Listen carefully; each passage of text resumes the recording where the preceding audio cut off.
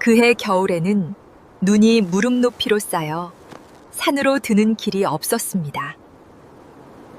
나흘 동안 아무것도 먹지 않은 호랑이가 마을로 내려왔습니다.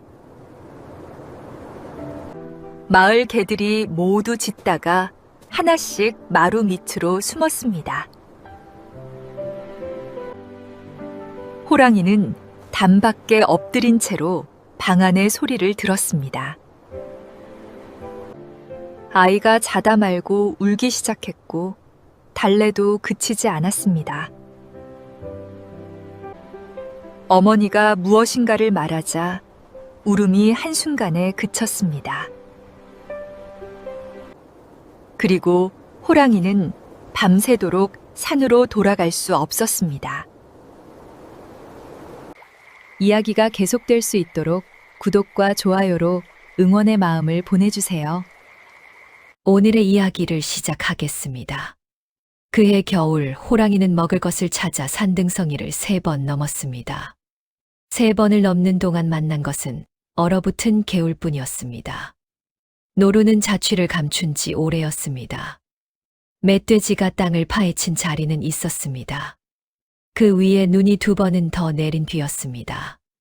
쌓인 눈이 무릎 높이로 올라와 걸을 때마다 다리가 푹푹 빠졌습니다.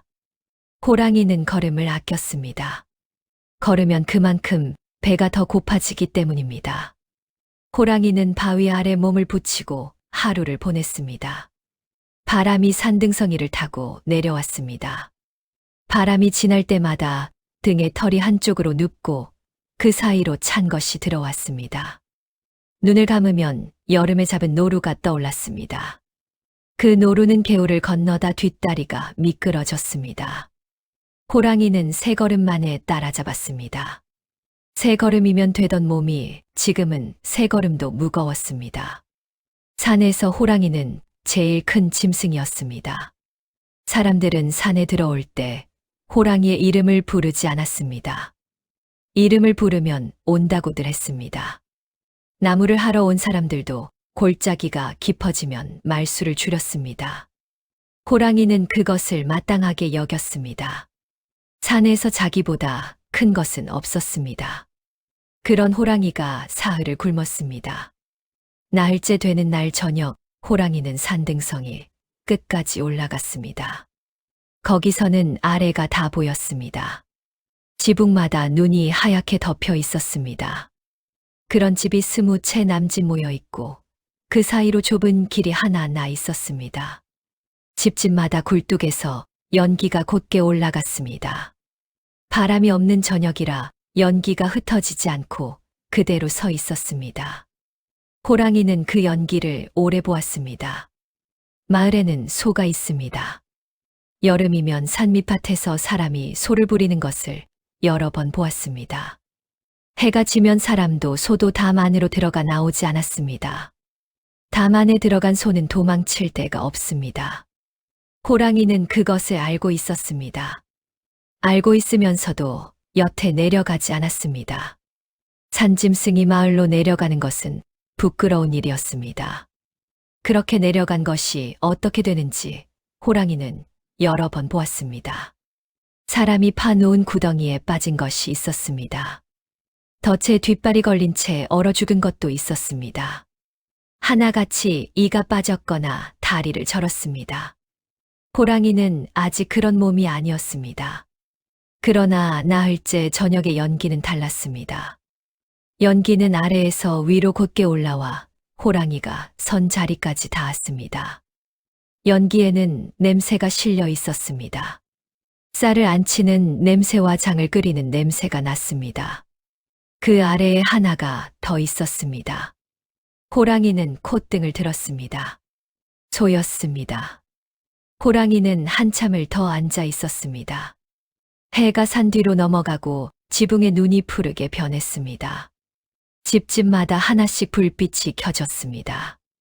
불빛이 켜질 때마다 호랑이는 그 집을 하나씩 세었습니다. 23채였습니다. 호랑이가 자리에서 일어난 것은 마지막 불빛이 켜진 뒤였습니다. 오늘 밤 한 번뿐입니다. 소 한 마리면 열흘은 견딥니다. 열흘이면 눈이 한 번은 녹습니다. 눈이 녹으면 노루가 다시 내려옵니다. 그러면 다시는 이 길로 내려오지 않아도 됩니다. 호랑이는 몸을 돌려 마을 쪽으로 내려서기 시작했습니다. 한 걸음마다 발밑에서 눈이 서걱서걱 부서졌습니다. 그 소리가 밤새 따라왔습니다. 호랑이가 마을 어귀에 닿았을 때는 밤이 깊었습니다. 산을 내려오는 길은 생각보다 멀었습니다. 한 발 디딜 때마다 앞다리가 가슴까지 묻혔습니다. 호랑이는 골짜기를 따라 내려왔습니다.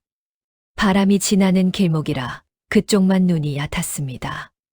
마을 어귀에는 큰 나무가 한 그루 서 있었습니다. 가지가 사방으로 퍼져 그 아래만 눈이 조금 깔렸습니다. 호랑이는 그 나무 뒤에 몸을 붙이고 마을을 살폈습니다. 먼저 개가 짖었습니다. 안쪽에서 한 마리가 짖자 이쪽 끝에 개가 따라 짖었습니다. 곧 온 동네 개가 다 짖었습니다. 호랑이는 움직이지 않았습니다. 바람이 마을 쪽에서 이쪽으로 불고 있었습니다. 호랑이의 냄새는 아직 담 안으로 넘어가지 않았습니다. 개들이 짖는 쪽은 이쪽이 아니라 마을 뒤였습니다. 그런데 짖는 소리가 하나씩 줄었습니다. 가장 가까운 집에 개가 먼저 그쳤습니다. 그 개는 짖다 말고 낮게 낑낑거리더니 마루 밑으로 기어 들어갔습니다. 그 다음 집의 개도 그랬습니다. 바람이 방향을 바꾼 것입니다.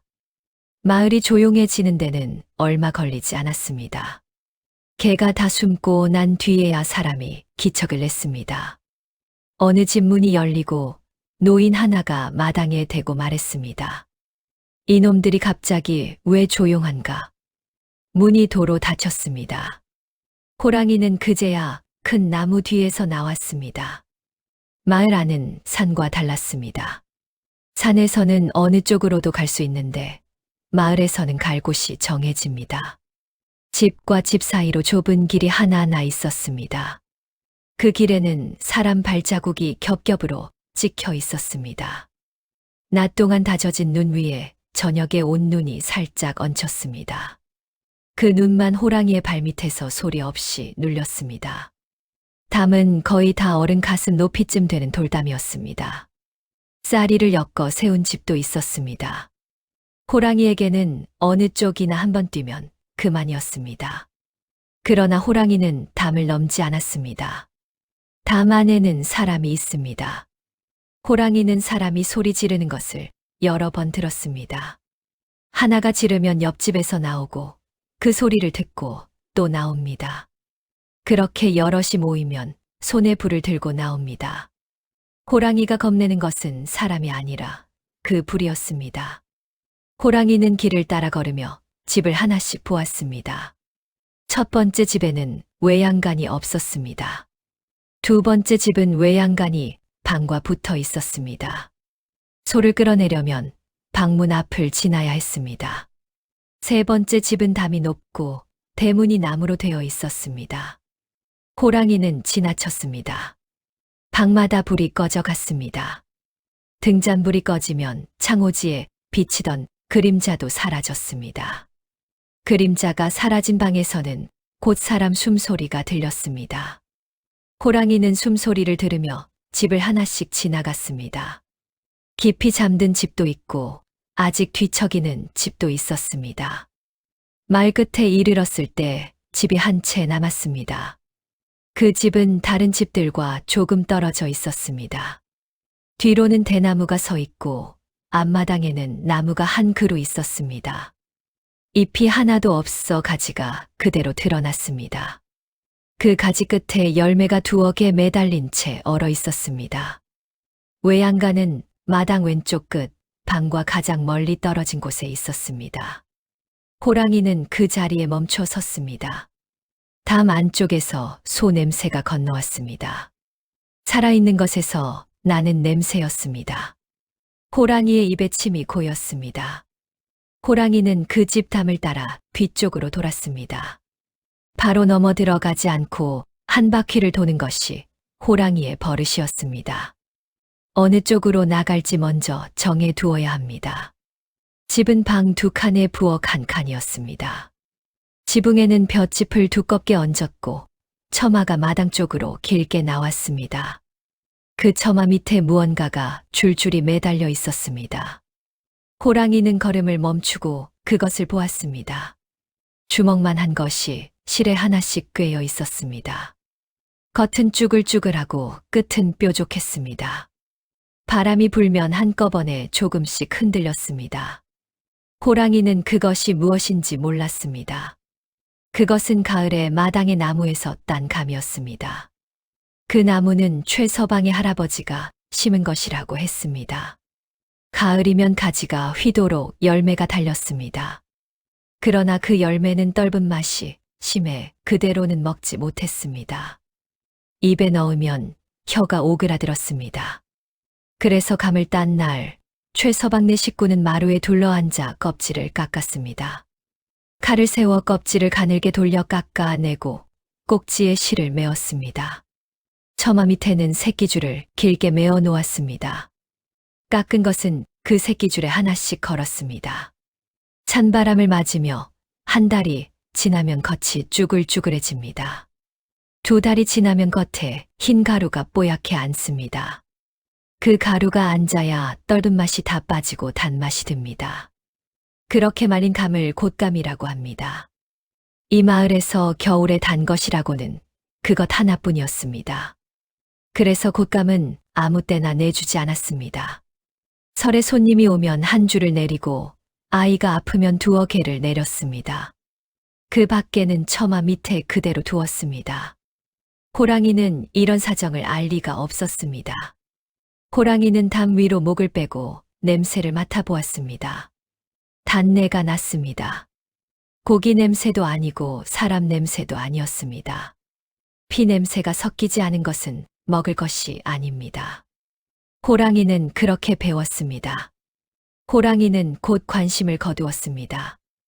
호랑이가 다시 보아야 할 것은 외양간이었습니다. 외양간은 나무 기둥 4개를 세우고 그 위에 짚을 얹은 자리였습니다. 앞쪽은 트여 있고 소가 나가지 못하게 나무 하나를 가로로 걸어 놓았습니다. 안쪽 벽에는 여물통이 붙어 있었습니다. 그 안에 소가 한 마리 서 있었습니다. 덩치로 보아 다 자란 소였습니다. 등에 지프로 엮은 덮개를 입혀 두었습니다. 소는 서서 자고 있었습니다. 가끔 귀가 한 번씩 움직였습니다. 호랑이는 소의 목을 보았습니다.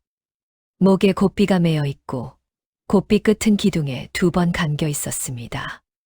저 매듭을 끊는데 얼마나 걸릴지 호랑이는 가늠했습니다. 소가 문제가 아니었습니다. 소는 울 것입니다. 소가 울면 방에서 사람이 나옵니다. 그래서 호랑이는 기다리기로 했습니다. 사람의 숨이 깊어지면 소의 목부터 물기로 했습니다. 한 번에 물면 소리가 나지 않습니다. 호랑이는 단박 그늘에 몸을 낮추고 눈 위에 엎드렸습니다. 배가 시렸습니다. 시린 것보다 배고픈 것이 더했습니다. 방에서는 아직 불빛이 새어나오고 있었습니다. 호랑이가 외양간 쪽으로 돌아서려는데 방에서 아이 울음이 터졌습니다. 처음에는 가늘게 시작했습니다. 잠결에 몸을 뒤척이다가 낸 소리 같았습니다. 그러다 소리가 한 번 끊기더니 그 다음부터 크게 울기 시작했습니다. 방에서 사람이 일어나는 기척이 났습니다. 최서방네 아이는 3살이었습니다. 이름은 순돌이라고 했습니다. 가을에 걸음을 떼고 겨울이 되어 말이 조금씩 늘었습니다. 낮에는 마당에서 눈을 뭉치다가 손이 얼어 울고 밤에는 자다 말고 울었습니다. 아이 어머니가 먼저 일어났습니다. 어머니는 아이를 안아 올려 무릎 위에 앉히고 등을 두드렸습니다. 순돌아, 왜 그러느냐? 아이는 대답하지 않고 울었습니다. 어머니는 아이의 이마를 짚어보았습니다. 뜨겁지 않았습니다. 배를 만져보았습니다. 딱딱하지 않았습니다. 어디가 아파서 우는 것은 아니었습니다. 자, 젖을 먹자. 아이는 고개를 돌렸습니다. 어머니는 아이를 안고 일어나 방을 돌기 시작했습니다. 세 걸음 가면 벽이고 돌아서 세 걸음 가면 또 벽이었습니다. 어머니는 그 사이를 오가며 아이를 어르고 낮게 노래를 불렀습니다. 최서방이 이불 속에서 몸을 일으켰습니다. 내가 안아보겠네. 그냥 두시오. 곧 그치오. 최서방은 도로 누웠습니다. 내일 새벽에 나무를 하러 가야 했습니다. 누워서도 잠은 오지 않았습니다. 어머니에게 낮에 일이 떠올랐습니다. 마당에서 눈을 만지다가 손이 시려 울던 일이었습니다. 그때는 손을 품에 넣어 주니 울음이 그쳤습니다. 어머니는 아이의 두 손을 잡아 자기 품에 넣었습니다. 손은 따뜻했습니다. 아이는 그래도 울었습니다. 아이 울음은 그치지 않았습니다. 담 밖에서 호랑이는 그 소리를 다 듣고 있었습니다. 산에서 여러 해를 지낸 짐승은 사람 말을 알아듣습니다. 말을 배워서가 아닙니다. 골짜기에는 나무하는 소리가 오르내립니다. 약초 캐는 사람이 서로 부르기도 하고 길을 잃고 밤새 부르짖기도 합니다. 그런 것을 여러 해 듣다 보면 뜻이 저절로 잡힙니다. 호랑이도 그렇게 배웠습니다. 목소리만 듣고도 겁을 먹었는지 아닌지 알았습니다. 그런데 방 안의 아이 목소리에는 겁이 없었습니다. 아이는 그저 울고 있었습니다. 무엇 때문에 우는지도 모르고 울었습니다. 호랑이는 몸을 조금 더 낮추었습니다. 아이가 울면 사람이 깹니다. 사람이 깨어 있으면 소를 끌어낼 수 없습니다. 호랑이는 아이 울음이 그치기를 기다렸습니다. 방 안에서 어머니가 창을 조금 열었습니다. 찬 바람이 들어오면 아이가 놀라 그치기도 합니다. 바람이 들어왔습니다. 아이는 그치지 않았습니다. 어머니는 창을 닫았습니다. 바깥이 얼마나 추운데 그러느냐. 호랑이는 그 말을 들으며 눈에 파묻힌 자기 아빠를 내려다보았습니다. 발바닥의 감각이 이미 없었습니다. 호랑이는 아이 울음소리를 세기 시작했습니다. 21번 쉬고 우는 소리가 3번이었습니다. 다시 숨을 쉬고 나면 4번이었습니다. 그렇게 세다가 놓치면 처음부터 다시 세었습니다. 세고 있으면 배고픈 것을 조금 잊었습니다. 바람이 처마 밑을 지나갔습니다. 매달린 것이 서로 부딪혀 마른 소리를 냈습니다. 호랑이는 그 소리에 귀를 한번 돌렸다가 도로 방 쪽으로 돌렸습니다. 아이 어머니가 다음에 꺼낸 것은 여우 이야기였습니다. 자기가 어릴 적에 친정어머니가 쓰던 방법이었습니다. 무서운 것에 이름을 대면 아이가 울음을 삼킨다고 했습니다. 울면 여우가 온다. 아이는 울었습니다. 뒷산에 꼬리 9 달린 여우가 있다. 우는 아이만 물어간다. 아이는 더 크게 울었습니다. 어머니는 아이를 고쳐 안았습니다. 팔이 저렸습니다. 자리에 앉으면 아이가 더 운이 서 있어야 했습니다. 최서방이 다시 몸을 일으켰습니다. 여우로는 되지 않겠네. 더 큰 것을 대보게. 어머니는 잠시 생각했습니다. 그러고는 방문 쪽을 보며 말했습니다. 울면 호랑이가 온다. 호랑이는 담 밖에서 그 말을 들었습니다. 호랑이의 귀가 앞으로 돌았습니다. 어머니는 방문 쪽으로 고개를 돌리고 목소리를 조금 높였습니다. 저 문 밖에 호랑이가 와 있다. 지금 마당에 와 있다. 호랑이는 몸을 일으킬 뻔했습니다. 정말로 와 있었기 때문입니다. 문 하나를 사이에 두고 마당 끝에 엎드려 있었습니다. 호랑이는 아이가 울음을 그칠 줄 알았습니다. 아이는 그치지 않았습니다. 그치기는커녕 울음소리가 더 높아졌습니다. 아이는 발버둥을 치며 울었고 어머니의 저고리 앞섭을 잡아당겼습니다. 호랑이는 담 밖에서 그 소리를 들었습니다. 그 이름은 산에서 함부로 입에 올리는 말이 아니었습니다. 여러 해를 그렇게 살았습니다. 그 이름을 대는데 3살짜리가 울음을 그치지 않았습니다. 호랑이는 앞발을 한 번 오므렸다 폈습니다. 털이 목덜미부터 등까지 곤두섰습니다. 당장 담을 넘어 마당 한가운데 서고 싶었습니다. 그때도 저 아이가 울음을 그치지 않는지 보고 싶었습니다. 호랑이는 넘지 않았습니다. 넘으면 소를 놓치기 때문입니다. 방 안에서 최서방이 웃음을 터뜨렸습니다. 호랑이도 무서워하지 않으니 이제 무엇을 대야 하나. 웃지 마시오. 내가 팔이 빠지겠소. 어머니는 아이를 업기로 했습니다. 포대기를 끌어당겨 아이를 등에 올리고 허리에 둘렀습니다. 등에 업으니 아이의 울음이 조금 잦아드는 듯 했습니다. 어머니가 방을 2바퀴 돌자 울음이 다시 커졌습니다. 어머니는 부엌 쪽 문을 보았습니다. 부엌에는 아무것도 없었습니다.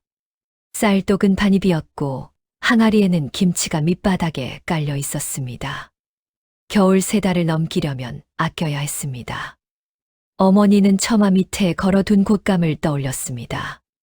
아직 한 줄도 손을 대지 않았습니다. 어머니는 잠시 아무 말도 하지 않았습니다. 그러고는 등에 업힌 아이를 한번 고쳐 업었습니다. 순돌아, 그만 울어라. 곶감 줄게. 아이 울음이 또 그쳤습니다. 방 안이 조용해졌습니다. 어머니도 놀라 걸음을 멈추었습니다. 최서방이 이불 속에서 목만 내밀고 말했습니다. 저것 보게. 곶감이 호랑이보다 낫네. 내일 아침에 2개만 내려주어야겠소. 아이는 어머니의 어깨에 얼굴을 묻고 잠이 들었습니다. 담 밖에서 호랑이는 그 소리를 다 들었습니다. 호랑이는 한참 동안 꼼짝하지 않았습니다. 여우가 온다고 했을 때 아이는 울었습니다. 호랑이가 문 밖에 와 있다고 했을 때는 더 울었습니다.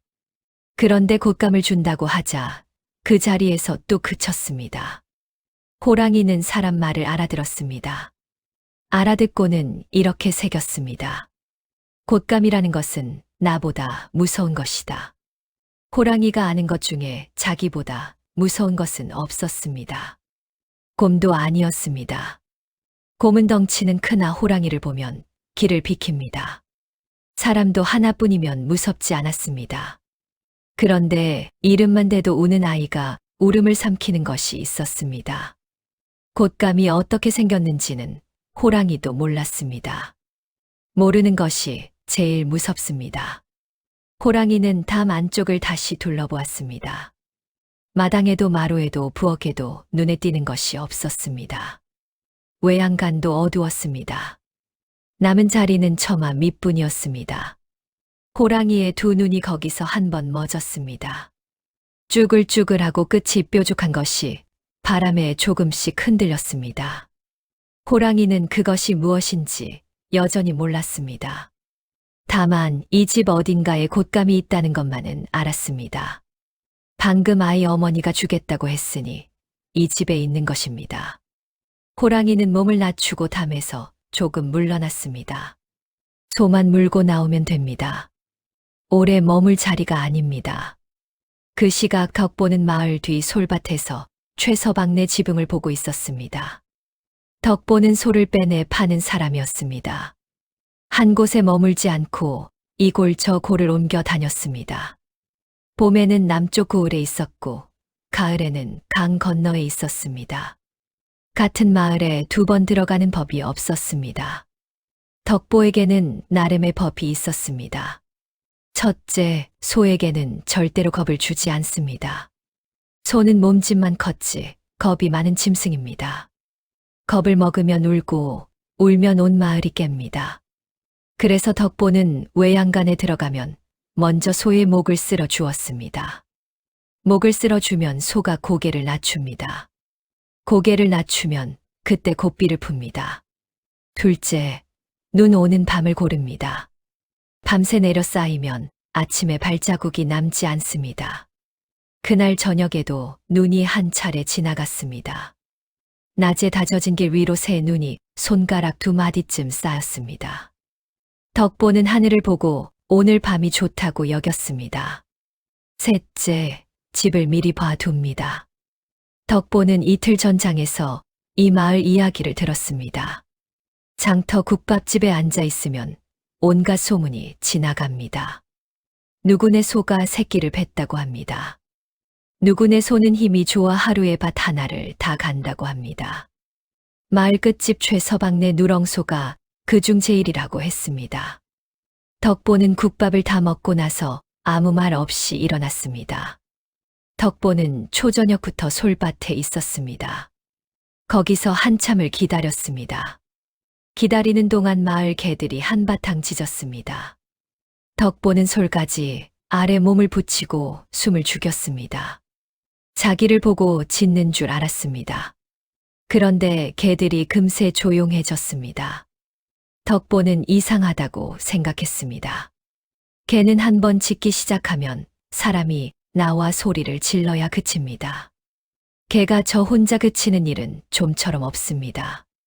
오늘은 운이 좋지. 덕보는 그렇게 말하고 더 생각하지 않았습니다. 방마다 불이 꺼졌습니다. 마지막까지 불이 남은 것은 최서방네 방이었습니다. 그 집에서 아이 우는 소리가 났습니다. 덕보는 눈살을 찌푸렸습니다. 아이가 울면 어른이 깨어 있습니다. 한참 뒤에 울음이 또 그쳤습니다. 조금 더 있으니 그 방의 불도 꺼졌습니다. 덕보는 그제야 솔밭에서 나왔습니다. 배옷 위에 짚을 엮어 만든 덧옷을 걸치고 머리에는 헝겊을 둘렀습니다. 멀리서 보면 나무하러 나온 사람이나 다름없었습니다. 허리춤에는 작은 칼 하나가 꽂혀 있었습니다. 소를 해치려는 칼이 아니라 고삐를 자르려는 칼이었습니다. 덕보는 마을 뒤를 돌아 최서방네 대나무 밭으로 들어갔습니다. 대나무는 겨울에도 잎이 있어 몸을 가리기 좋았습니다. 가지를 헤치자 쌓여있던 눈이 어깨에 쏟아졌습니다. 덕보는 목을 움츠었습니다. 대나무 밭에서 담까지는 10걸음이었습니다. 덕보는 그 10걸음을 발끝으로만 걸었습니다. 뒤꿈치를 내려놓으면 눈에서 소리가 납니다. 담 앞에 서서 덕보는 마당을 살폈습니다. 마당은 조용했습니다. 방에는 불이 없고 부엌문은 닫혀 있었습니다. 외양간은 마당 왼쪽 끝 방에서 가장 먼 자리에 있었습니다. 저기까지 소를 끌고 나오면 방문 앞을 지나지 않아도 됩니다. 덕보는 속으로 웃었습니다. 자리도 잘 잡아 놓았지. 덕보는 담을 짚고 소리 없이 넘어갔습니다. 호랑이가 담을 넘은 것은 덕보보다 조금 먼저였습니다. 넘지 않겠다고 정해두었던 담이었습니다.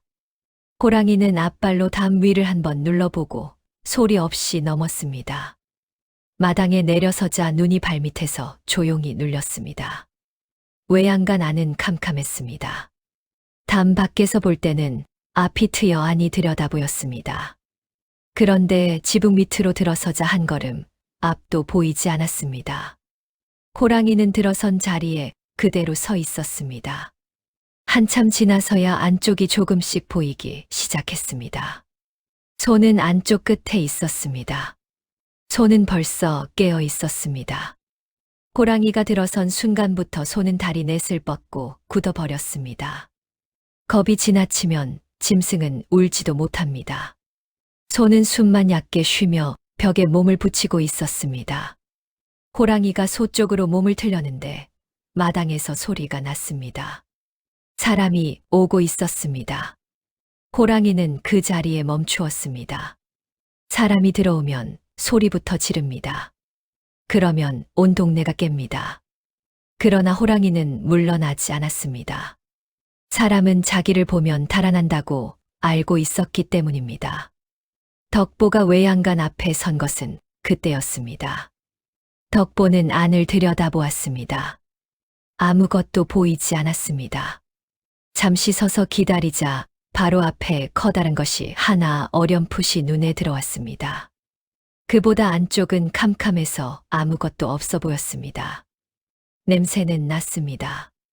눅눅하고 따뜻한 10년을 맡아 온 냄새였습니다. 덕보는 마음을 놓았습니다. 외양간에는 즙과 여물이 여러 해 동안 쌓여 있습니다. 그 냄새가 진해서 다른 것은 묻혀버립니다. 덕보는 손을 내밀어 등을 짚었습니다. 등이 낮았습니다. 그런데 손바닥에 닿는 살이 돌처럼 단단했습니다. 작은 소인가 했다가 덕보는 생각을 고쳤습니다. 키만 큰 소보다 이렇게 단단한 소가 값을 더 받습니다. 여물을 잘 먹었구먼. 덕보는 속으로 좋아했습니다. 장터에서 들은 소문이 틀리지 않았습니다. 털이 억셌습니다. 손바닥이 쓸릴 만큼 억셌습니다. 덕보는 지프로 엮은 덮개를 입혀 놓은 줄 알았습니다. 겨울에 소가 얼지 말라고 집 덮개를 입히는 집이 많습니다. 덕보는 덮개 위를 쓸어 내렸습니다. 덮개를 두껍게 얹었는지 등 가운데가 봉긋하게 솟아 있었습니다. 호랑이는 무엇이 자기 등을 만지고 있다는 것을 알았습니다. 처음에는 지붕에서 지푸스러기가 떨어진 줄 알았습니다. 그런데 그것이 등을 위에서 아래로 쓸었습니다. 호랑이는 그대로 굳었습니다. 등은 뒤에 있어 볼 수가 없습니다. 지금까지 호랑이의 등에 손을 댄 것은 없었습니다. 볼 수 없는 자리를 만지는 것이 무엇인지 호랑이는 알 수 없었습니다. 등이 조금 떨렸습니다. 가만히 있어라. 가만. 호랑이는 그 소리를 들었습니다. 사람 목소리였습니다. 그러나 호랑이가 아는 사람 목소리와 달랐습니다. 사람은 호랑이를 보면 소리를 지릅니다. 지르거나 얼어붙어 아무 소리도 내지 못합니다. 그런데 이 목소리는 낮게, 아주 낮게 말했습니다. 호랑이더러 가만히 있으라고 했습니다. 호랑이는 가만히 있었습니다. 덕보는 손바닥으로 등을 눌렀습니다. 손은 사람이 등을 누르면 움직이지 않습니다. 정말로 움직이지 않았습니다. 덕보는 목 쪽으로 손을 옮겨 두어 번 쓸었습니다. 그것은 고개를 낮추지 않았습니다. 덕보는 겨울이라 그러려니 했습니다. 추운 날에는 소도 뻣뻣해집니다. 호랑이는 무엇이 자기 목을 만지고 있다는 것도 알았습니다. 목은 목숨이 지나는 자리입니다. 호랑이는 남의 목을 물어왔지 자기 목을 내준 일이 없었습니다. 그런데 목덜미의 털만 곤두설 뿐 몸이 말을 듣지 않았습니다. 덕보는 목을 따라 고삐를 더듬었습니다. 고삐가 없었습니다. 덕보는 손을 두 번 더 옮겨 보았습니다. 목에는 아무것도 매여 있지 않았습니다. 덕보는 잠시 멈칫했습니다. 그러다 고개를 끄덕였습니다. 낮에 풀어놓고 도로 매지 않았지. 가끔 그런 집이 있습니다. 소를 몰고 나갔다 들어와 고삐를 기둥에 걸어만 두고 잊어버립니다. 덕보에게는 오히려 잘된 일이었습니다. 칼을 쓸 것도 없이 그냥 몰고 나가면 됩니다. 덕보는 단박까지 어떻게 나갈지 생각했습니다. 문제는 눈이었습니다. 마당의 눈은 얕지만 마을을 나서면 무릎 높이로 옵니다. 소를 앞세우고 걸어가면 새벽까지도 산을 넘지 못합니다. 덕보는 여러 번 그렇게 하다가 날이 밝아 하마터면 잡힐 뻔했습니다. 그래서 눈 깊은 밤에는 타고 갑니다. 소 등에 올라타면 걷는 것보다 갑절은 빠릅니다. 소는 사람 하나쯤 얹고도 눈을 헤치고 걷습니다. 덕보는 그렇게 강을 두 번 건너본 적이 있었습니다. 덕보는 손으로 등을 한 번 더 짚었습니다. 그리고 무릎을 굽혔다가 몸을 날려 올라탔습니다. 호랑이의 등이 아래로 눌렸습니다. 무게가 얹혔습니다. 그 다음에 무언가 둘이 옆구리를 조였고 목덜미에 털이 한 움큼 잡혔습니다. 호랑이의 머릿속에 방금 들은 말이 지나갔습니다. 곶감 줄게. 호랑이는 알았습니다. 곶감이 등에 붙은 것이다. 호랑이는 그 자리에서 외양간 밖으로 튀어나갔습니다. 외양간 기둥에 어깨가 부딪혔습니다. 지붕에 얹었던 짚이 무너져 내렸습니다. 호랑이는 그것을 뒤집어 쓴 채로 마당을 가로질렀습니다. 덕보는 무슨 일이 일어났는지 몰랐습니다. 방금까지 얌전하던 소가 갑자기 뛰기 시작했습니다. 덕보의 몸이 뒤로 크게 밀렸습니다. 쥐고 있던 털이 아니었으면 그대로 떨어졌을 것입니다. 덕보는 소리를 지를 뻔했습니다. 그러나 참았습니다. 소리를 지르면 집주인이 깨기 때문입니다. 덕보는 이를 악물고 몸을 앞으로 눕혔습니다. 두 팔로 목을 껴안았습니다. 호랑이는 목이 조이는 것을 느꼈습니다. 곶감이 목을 감았습니다. 호랑이는 더 빨리 뛰었습니다. 마당을 지나자 담이 나왔습니다. 호랑이는 담을 넘지 않고 옆으로 돌았습니다. 쌀이문이 닫혀 있었습니다. 호랑이가 어깨로 밀자 쌀이문이 통째로 뽑혀 나갔습니다. 문 부서지는 소리에 방에서 사람이 깼습니다. 최서방이 일어나 앉았습니다. 임자, 지금 무슨 소리를 들었는가? 바람에 무엇이 넘어졌나 보. 최서방은 문을 열지 않았습니다. 어렵게 재운 아이였습니다. 호랑이는 마을 길로 나섰습니다. 길에는 낮에 다져진 눈이 딱딱하게 얼어 있었습니다. 호랑이의 발톱이 얼음을 그었습니다. 집집마다 개가 짖기 시작했습니다. 그러나 짖는 소리는 하나같이 마루 밑에서 났습니다. 나와서 짖는 개는 한 마리도 없었습니다. 호랑이는 개 소리를 들으며 더 빨리 달렸습니다. 개가 무서운 것이 아니었습니다. 등에 붙은 곶감이 무서웠습니다. 덕보는 아직도 소를 타고 있는 줄 알았습니다. 무엇에 놀란 것이라고 여겼습니다. 소는 한 번 놀라면 앞뒤를 가리지 않습니다. 덕보는 여러 해 전에도 놀란 소를 탄 채 논 하나를 가로지른 적이 있었습니다. 그때는 논둑에 이르러 소가 멈췄습니다. 이번에는 멈추지 않았습니다. 마을을 벗어나자 눈이 깊어졌습니다. 몸뚱이가 눈 속으로 가슴까지 잠겼다가 다시 솟았습니다. 그럴 때마다 덕보의 몸이 위로 튀었다가 등에 떨어졌습니다. 덕보는 두 다리로 옆구리를 더 세게 조였습니다. 호랑이는 옆구리가 조여 오는 것을 느꼈습니다. 곶감이 힘을 주고 있었습니다. 아까보다 세게 주고 있었습니다. 호랑이는 등을 흔들어 보았습니다. 흔들수록 곶감은 더 세게 조였습니다. 호랑이는 등을 가만두었습니다. 흔들면 조인다. 호랑이는 그것을 알아냈습니다. 알아냈지만 도움이 되지는 않았습니다. 호랑이는 어디로 가는지도 모르고 달렸습니다. 산으로 가려던 것인데 정신을 차려보니 마을 앞 들판 쪽이었습니다. 호랑이는 방향을 바꾸려고 몸을 틀었습니다. 그 바람에 덕보의 몸이 옆으로 쏠렸습니다. 덕보는 미끄러지지 않으려고 목을 더 껴안았습니다. 호랑이는 목이 더 조이는 것을 느꼈습니다. 몸을 틀었더니 곶감이 더 조였습니다. 그래서 방향도 바꾸지 않았습니다. 그래서 호랑이는 앞으로만 달렸습니다. 호랑이는 앞이 트인 쪽만 골라 논둑을 타고 달렸습니다. 논은 눈에 덮여 어디가 논이고 어디가 둑인지 보이지 않았습니다. 호랑이는 두 번 헛디뎌 앞다리가 꺾였습니다. 꺾였다가도 곧 일어나 달렸습니다.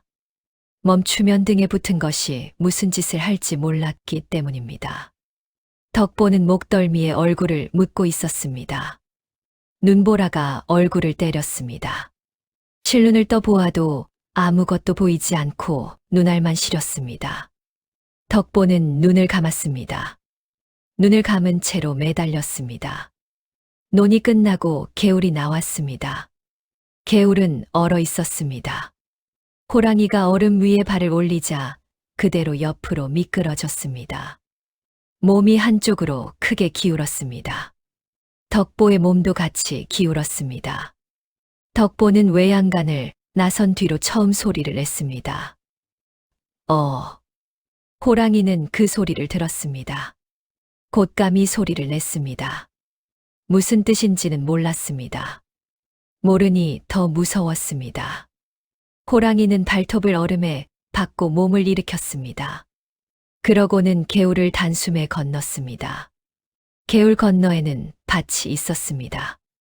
밭에는 지난 가을에 베고 남은 밑동이 눈 위로 삐죽삐죽 나와 있었습니다.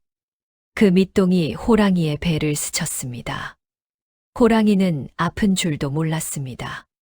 밭이 끝나자 솔밭이 나왔습니다. 솔밭은 나무 사이가 좁았습니다. 호랑이는 몸을 낮추고 나무 사이를 지났습니다. 낮추자 등에 붙은 것이 소나무 가지에 쓸렸습니다. 덕보는 등이 쓸리자 몸을 더 납작하게 엎드렸습니다. 가지가 머리 위를 스쳐 지나갔습니다.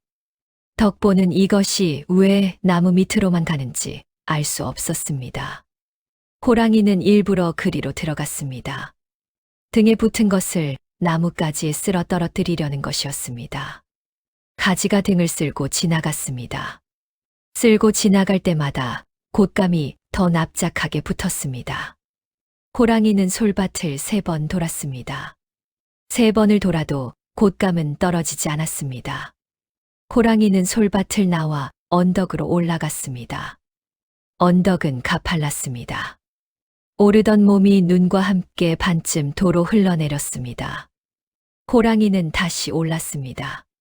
숨이 턱까지 찼습니다. 나흘을 굶은 몸이었습니다. 언덕 위에서 호랑이는 저도 모르게 걸음이 멎었습니다. 내 다리가 말을 듣지 않았습니다. 멈추자 등에 붙은 것도 조용해졌습니다. 곶감도 쉬는 모양입니다. 쉬는 동안에 떨어져 주면 좋겠습니다. 호랑이는 숨을 몰아쉬었습니다. 곶감은 무엇을 하려는 것인가? 물지 않았습니다. 핥히지도 않았습니다. 그저 붙어 있었습니다. 붙어서 목을 조이고 옆구리를 조였습니다. 호랑이는 물려본 적은 있었습니다. 멧돼지 어금니에 옆구리가 찢긴 적이 있었습니다. 아프면 싸울 수 있습니다. 붙어만 있는 것은 처음이었습니다. 호랑이는 아이 어머니의 목소리를 떠올렸습니다. 그 목소리는 곶감을 준다고 했습니다. 주겠다고 한 것을 보면 곶감은 사람이 부리는 것입니다. 사람이 부리는 것이 지금 자기 등에 있었습니다. 호랑이는 다시 달리기 시작했습니다. 언덕을 내려가는 길은 올라온 길보다 빨랐습니다. 호랑이는 거의 미끄러지듯 내려갔습니다. 덕보의 몸이 앞으로 쏠려 뒤통수에 이마를 부딪혔습니다. 덕보는 그제야 이것이 소가 아닐지도 모른다고 생각했습니다. 소는 이렇게 오래 달리지 못합니다. 소는 등이 널찍하고 평평한데 이것은 등이 좁고 가운데가 솟아 있었습니다. 집 덮개인 줄 알았던 것도 실은 털이었습니다. 소는 달릴 때 몸이 위아래로 흔들리는데 이것은 앞뒤로 늘어났다 줄었다 했습니다. 소에게서는 이런 냄새가 나지 않았습니다. 덕보는 소가 아닌 줄 알면서도 손을 놓지 못했습니다. 손을 놓으면 떨어집니다. 떨어지고 나면 이것과 둘이 눈밭에 남습니다. 덕보는 10년 동안 남의 소를 훔치면서 한 번도 사람을 다치게 한 일이 없었습니다. 그렇다고 이것이 봐줄 리는 없었습니다. 덕보는 2팔에 남은 힘을 다 모아 목을 껴안았습니다. 호랑이는 목이 더 조이는 것을 느꼈습니다. 호랑이는 산 쪽으로 달렸습니다. 산으로 가면 굴이 있습니다. 굴에 들어가면 등이 벽에 닿습니다. 등이 벽에 닿으면 곶감이 짓눌려 떨어질지도 모릅니다. 호랑이는 그 생각 하나로 산을 향했습니다. 자기가 초저녁에 내려온 그 산이었습니다. 덕보는 목을 껴안은 채로 날이 밝기를 기다렸습니다. 기다린다고 될 일이 아니라는 것은 알았습니다. 그래도 달리 할 수 있는 일이 없었습니다. 손을 놓을 수 없고 소리를 낼 수도 없었습니다. 덕보는 그저 이것이 지치기를 바랐습니다.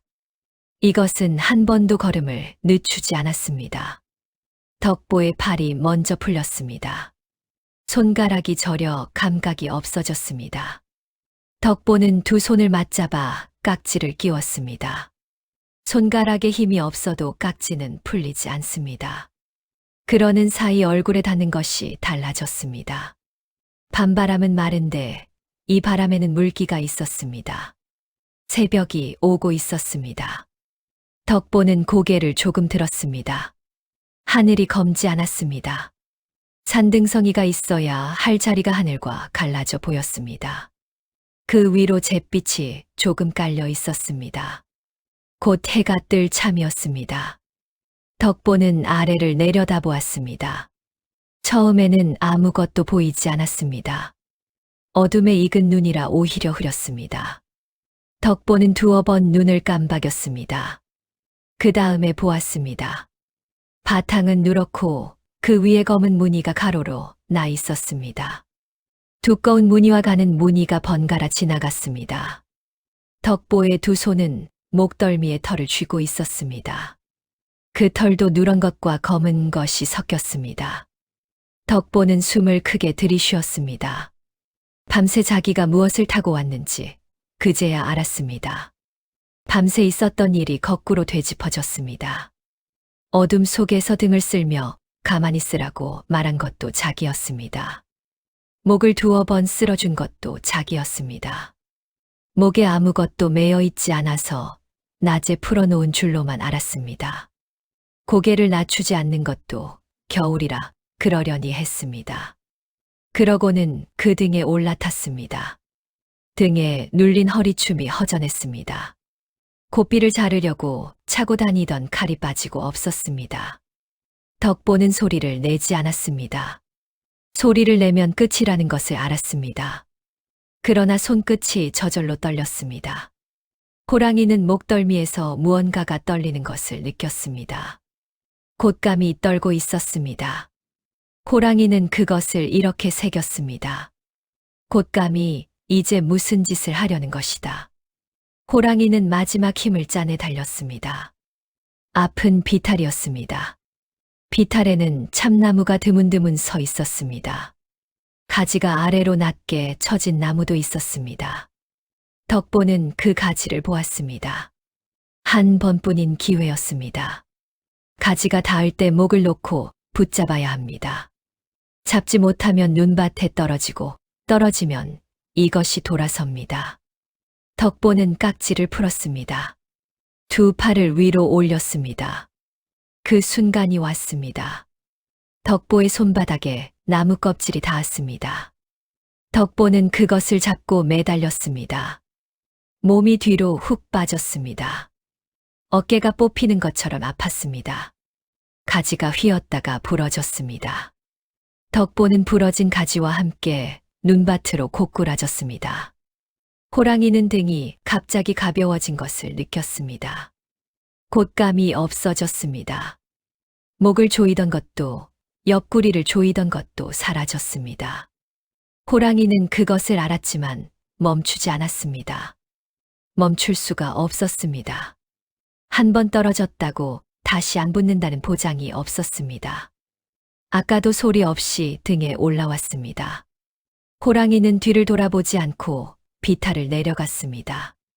한참을 내려가서야 호랑이는 걸음을 늦추었습니다. 숨이 목에 걸렸습니다. 혀가 밖으로 나와 있었습니다.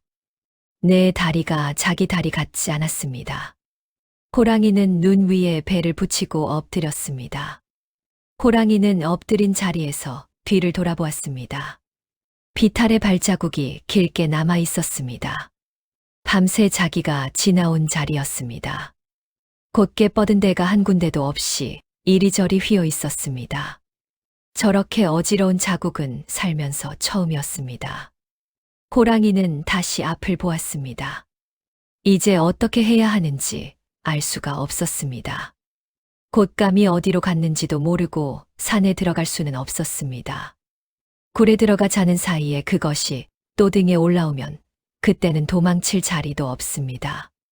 호랑이는 몸을 일으켰습니다. 내려온 비탈을 도로 올라가기 시작했습니다.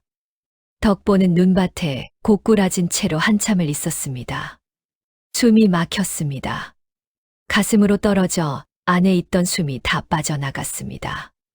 덕보는 입을 벌리고 숨을 들이쉬려 했습니다. 숨이 들어오지 않았습니다. 겨우 한 모금이 들어왔을 때 덕보는 눈밭에 얼굴을 대고 기침을 했습니다. 기침이 잦아들자 덕보는 소리를 들었습니다. 발소리가 멀어지고 있었습니다. 쿵쿵 하고 눈이 꺼지는 소리가 비탈 아래로 내려갔습니다. 덕보는 그 소리가 다 사라질 때까지 엎드려 있었습니다. 소리가 사라졌습니다. 덕보는 몸을 일으켰습니다. 왼쪽 어깨가 올라가지 않았습니다. 가지를 잡을 때 어긋난 모양이었습니다. 덕보는 오른손으로 왼팔을 받치고 주위를 둘러보았습니다. 날이 밝아 오고 있었습니다. 눈이 온 산을 덮어 길이 보이지 않았습니다. 아래로 내려가면 마을이 나올 터인데 어느 마을인지는 몰랐습니다. 밤새 달린 거리로 보아 산을 두어 개는 넘은 듯 했습니다. 덕보는 걸음을 옮기려다 멈췄습니다.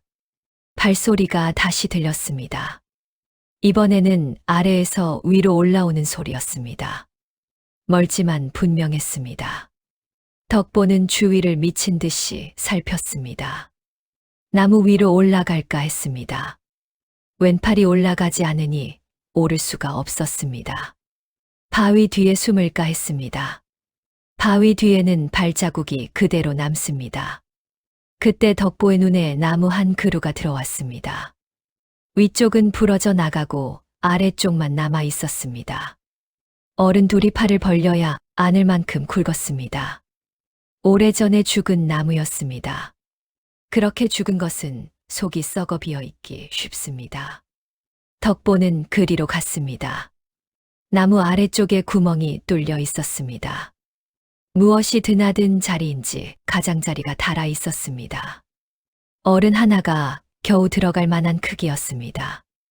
덕보는 머리부터 밀어 넣었습니다. 안은 좁고 어두웠습니다. 썩은 나무 냄새와 마른 흙 냄새가 났습니다. 덕보는 무릎을 가슴에 붙이고 몸을 웅크렸습니다.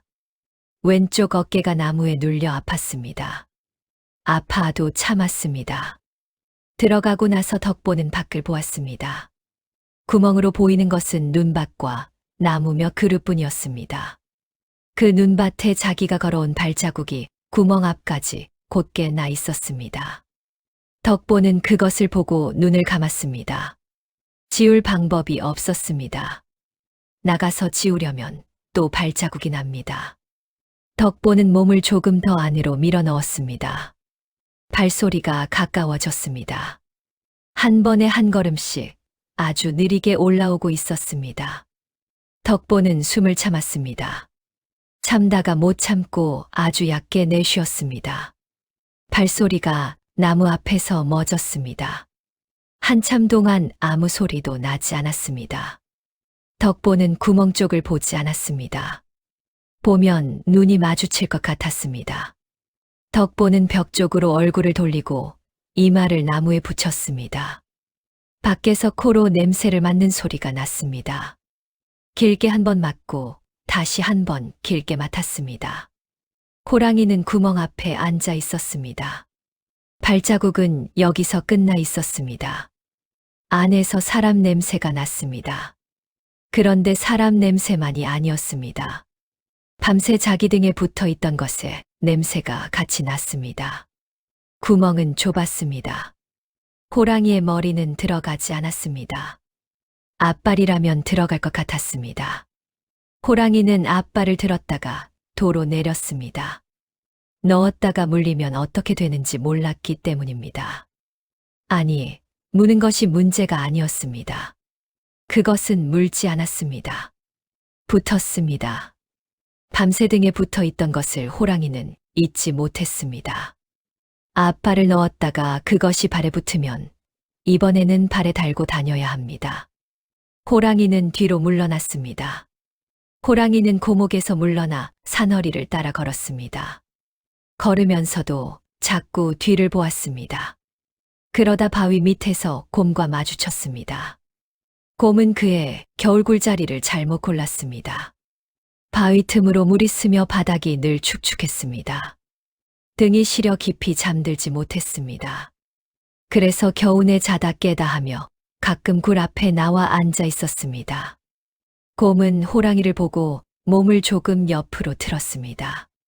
산에서 호랑이와 마주치면 길을 비켜주는 것이 곰의 오랜 버릇이었습니다. 그런데 호랑이의 꼴이 이상했습니다.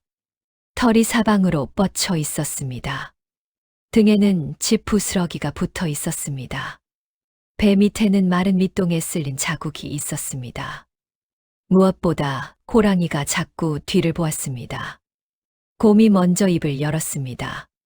밤새 무슨 일이 있었소? 호랑이는 대답하지 않고 곰 앞에 앉았습니다. 앉아서 숨을 두어 번 고른 뒤에 말했습니다. 마을에 내려갔네.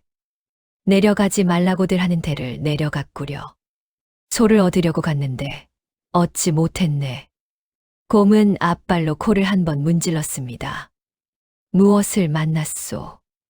곶감이라 하네. 곰은 잠시 아무 말도 하지 않았습니다. 그러고는 고개를 갸웃했습니다. 그런 이름은 처음 듣소. 나도 처음 듣네. 호랑이는 밤에 있었던 일을 처음부터 말했습니다. 담 밖에 엎드려 아이 우는 소리를 들은 것부터 말했습니다. 여우가 온다고 했을 때는 울더군. 내 이름을 대니 더 울었네. 그런데 곶감을 준다고 하자 그쳤네. 호랑이가 다시 입을 열었습니다. 그러고 나서 외양간에 들어갔더니 그것이 내 등에 올라탔네. 곰이 몸을 앞으로 기울였습니다. 그것이 곶감이라니 무슨 말이오. 밤새 달렸네. 목을 조이고 옆구리를 조이는데 물지는 않더군. 물지도 않는 것이 무엇이 무섭소. 호랑이가 곰을 보았습니다. 물면 싸우네. 물지 않으니 싸울 수가 없네. 곰은 그 말에는 대꾸하지 않았습니다. 그러고는 굴 앞에 눈을 한 발로 쓸었습니다. 내가 이 산에 오래 살았다오. 여기 사는 짐승은 다 안다오. 곰은 느리게 말했습니다. 그런데 곶감이라는 이름은 나도 들은 적이 없소. 저 아래 고목 안에 있네. 호랑이는 비탈 아래를 턱으로 가리켰습니다. 발자국이 그 앞에서 끝났네. 안에서 냄새도 나는군. 곰이 몸을 일으켰습니다. 내가 가서 보고 오리다. 이름을 알면 무섭지 않은 법이라오. 호랑이는 말리지 않았습니다. 말리고 싶었습니다. 그러나 말리면 무섭다고 하는 말이 됩니다. 곰이 비탈을 내려갔습니다. 호랑이는 뒤에서 10걸음쯤 떨어져 따라갔습니다. 고목이 나왔습니다. 곰은 나무 둘레를 한 바퀴 돌았습니다. 발자국이 구멍 앞에서 끝난 것을 보았습니다. 코를 대고 냄새를 맡았습니다. 사람 냄새가 나오. 호랑이가 뒤에서 말했습니다. 사람 냄새만이 아닐세. 곰은 구멍 안을 들여다보려 했습니다. 안이 어두웠습니다. 곰의 머리도 구멍에 들어가지 않았습니다. 곰은 한 걸음 물러섰다가 앞발을 들었습니다. 사람이면 끌어내면 그만이오. 끌어내보면 사람인지 아닌지도 알겠소.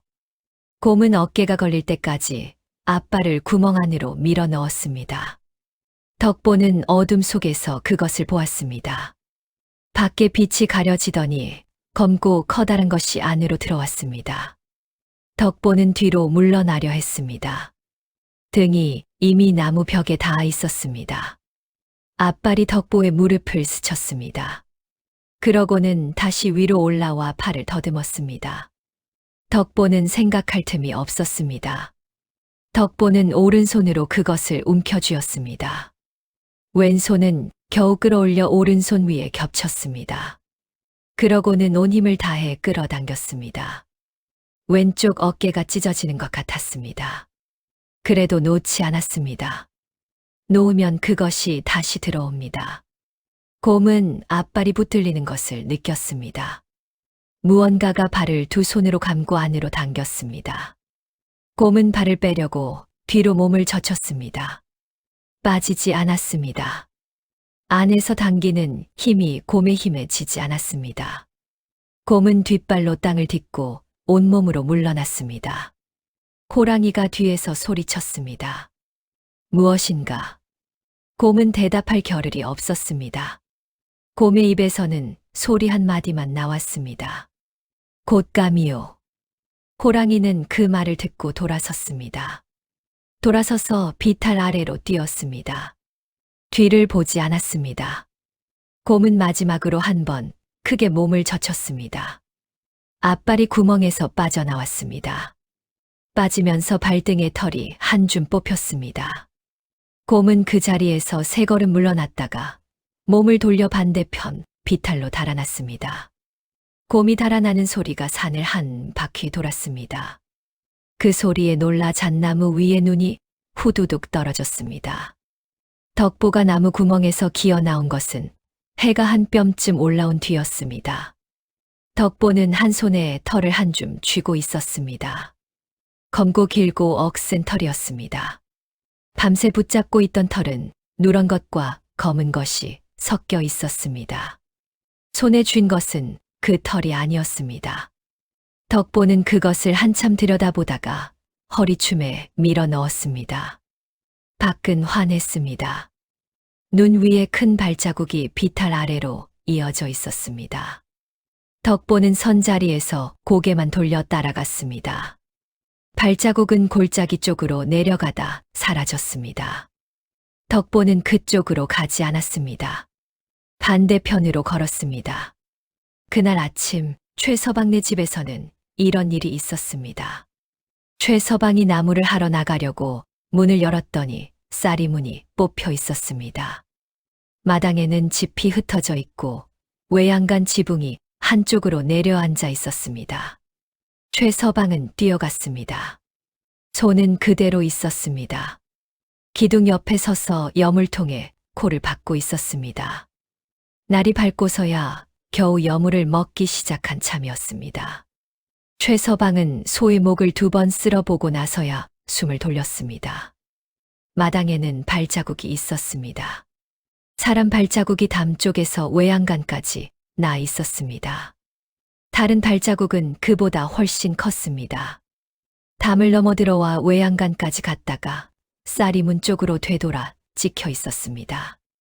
그 발자국은 앞이 벌어지고 뒤가 좁았습니다.